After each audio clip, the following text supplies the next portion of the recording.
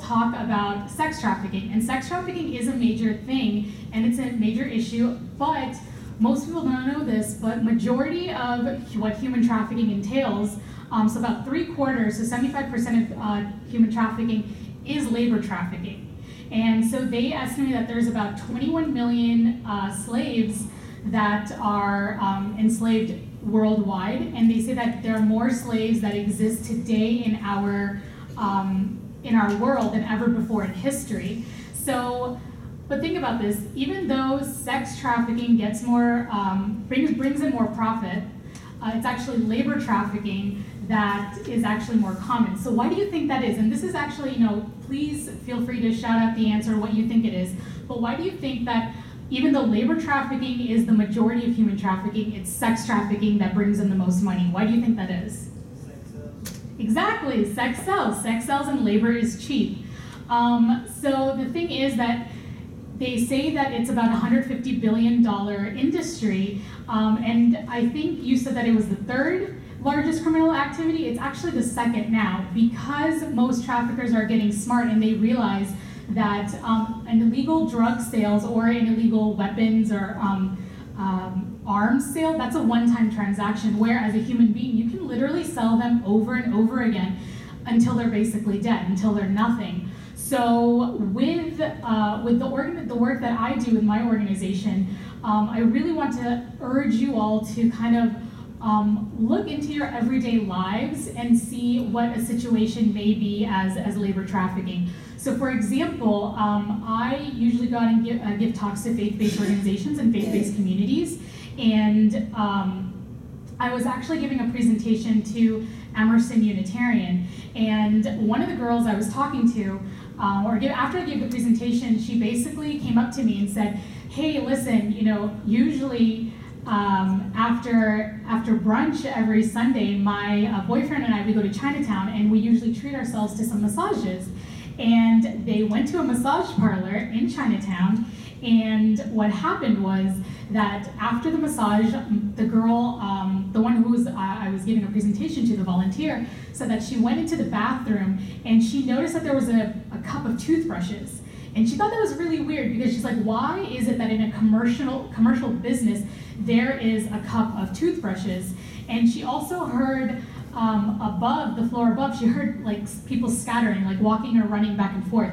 And she thought that was really weird. So she went to the person at the massage parlor, basically the one that she gave the money to, and she said, hey, so what kind of services do you provide on the second floor? I know the first floor here is just massages, but what do you guys have going on the second floor? And she gave the girl a very stern look, and she said that there's nothing happening on the second floor. There is not anything on the second floor.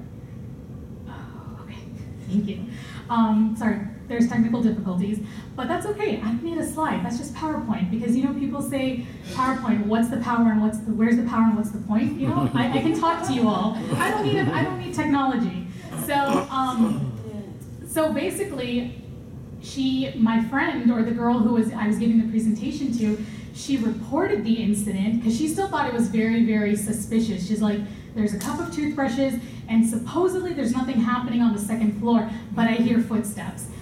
Turns out the place was actually a shop front for a commercial sex business. It said it was a massage parlor, but they actually had women that were living on the second floor, and they were providing these special massages.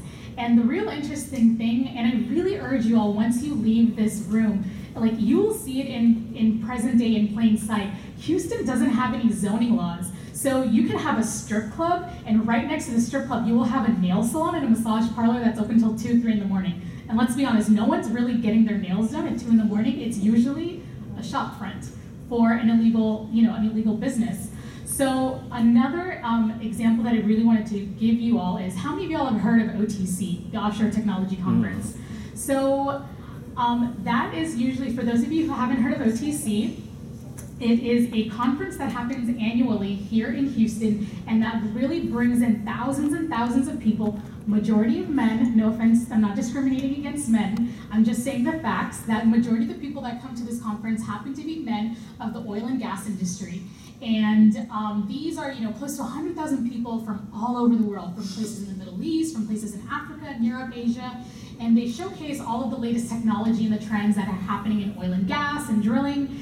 And they've actually noticed that during OTC, there is a lot of human trafficking activity that happens in and around Houston, and they are actually bringing in a lot of these young girls to service these men who are interested in being wined and dined by the Houston industry of human trafficking.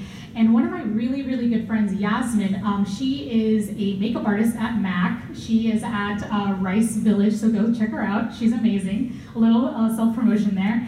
And she told me that this was actually happening during OTC. She came up to me and she's like, Mina, like, you won't believe what I just saw, that what happened at MAC. And I was like, oh, what happened? And she said that there was this girl who came in, and she's like, Mina, this girl looked like she was maybe 12, 13, didn't look like she was, older than 14 years old. She came in and she was wearing a very, very low midriff top and wearing these very, very tight shorts with her butt cheeks almost hanging out, and wearing very high heels. And she came in with a man who looked like he was in his 40s or 50s. And the guy who came in was very large in charge, and you can tell that he was had a very dominating personality and was watching this girl like a hawk, would not leave this girl's side. And went up to my friend Yasmin, who's a makeup artist, and said, listen, I want you to get her makeup done. I want you to make her look this way. I want you to put this type of lipstick on. I want you to make her look this way and have this type of blush on, and would not leave her sight. And when he went to the bathroom, my friend Yasmin was kind of like trying to gauge the situation and was asking her, like, where are you from? What are you doing here? What are your plans afterwards? Like, who are you going to see? What are you getting so dressed up for? And the girl was basically not answering the questions. And when my friend Yasmin was asking, like, who are you going to see? The girl was like, oh, I don't know yet. He's going to decide. Or my friend Yasmin asked, well, where are you going? And she kept saying, she's like, oh, I don't know. He's going to decide.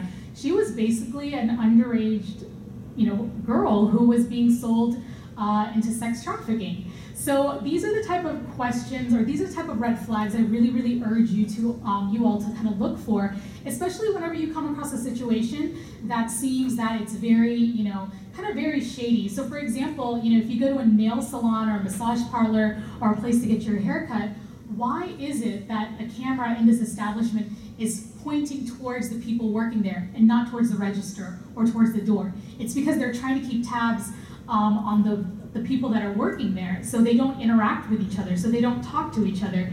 They keep these victims separately so they don't have a ways to actually communicate with one another, or they don't have the means to actually converse. So I really, really urge you all to kind of look at these situations and kind of look beneath the surface. So one question I wanted to ask you all is, how many times have you ever been at your house and you actually get a knock on the door and there's someone selling magazines, or someone selling like DVDs or something, and they have some sort of quote at a meet?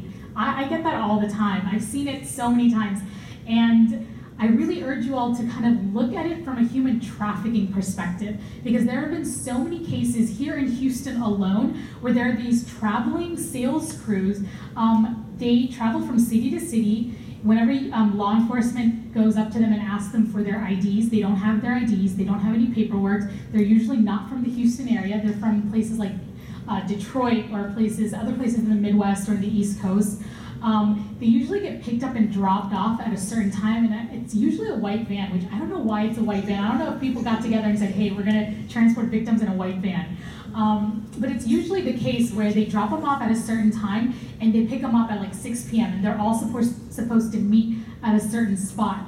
So that actually happened with the law officer, or the police officer with League City a few hours ago. He said that he was at Buc-ee's after his shift and he was still in uniform, and this guy came up to him and said, hey, I'm not from around here, I don't have any ID, I don't have a cell phone, and I'm part of this traveling sales crew, and we were supposed to meet at this one place at 6 o'clock, and they basically left without me.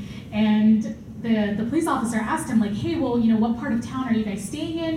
And he typed it in Google Maps on his iPhone and noticed that it was in a very, very bad part of town. And he's like, well, no offense, I don't really, I don't feel comfortable dropping you off there, but I can I can call them and they can come pick you up. And so he basically called the hotel where this guy was staying at, and he said, hey, do you have a so-and-so that is, part of your sales crew, you accidentally left him.